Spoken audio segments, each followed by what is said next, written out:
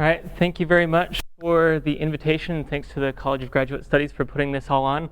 I want to start off by asking a question. How many of you have ever been to a sporting event or some other place where you're trying to take a picture of something moving really fast and then you look down at your screen, you ended up getting a blurry photo? Everybody, right? The reason why you get the blurry photo is because too much stuff happens in between the time your camera shutter opens and the time your camera shutter closes again. If you want that nice crisp image, what you have to do is you need to shrink your camera shutter speed down so that it's faster than whatever motion you're trying to measure. Now that's great, but what if you're trying to measure atoms and molecules? Now if you want to look at the rotation of some kind of molecule, you need a shutter that has picosecond speed. Picosecond, 10 to the minus 12, that's crazy, but even then, inside, the atoms moving back and forth to the electrons too fast. It's blurred out with that kind of shutter.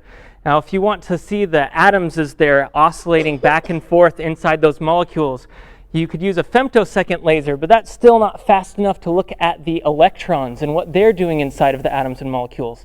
And that's what we are interested in, because it turns out electrons are very interesting, very useful. They influence stuff like chemical reactions, electronics, all of those things. So we're interested in looking at electrons. And I know what you're thinking, attosecond, 10 to the minus 18. I don't even remember the last time I used the atto prefix in whatever I'm doing.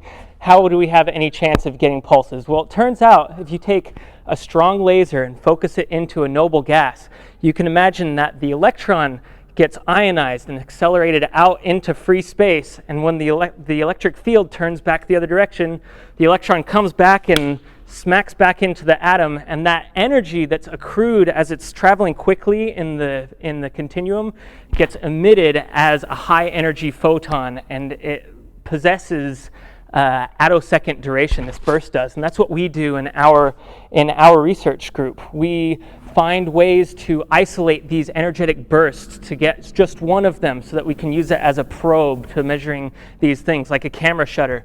We find ways to make these pulses stronger. We find ways to make these pulses shorter. We have the world record for the shortest laser pulse ever produced at 67 attoseconds. And then, of course, we also do science with this, like you can see in this bottom right corner, looking at how electrons in a helium atom can move in response to some kind of stimulus. So if you're interested in looking more into this research, or even for some entertainment later, I invite you to come and look at my poster. Thank you.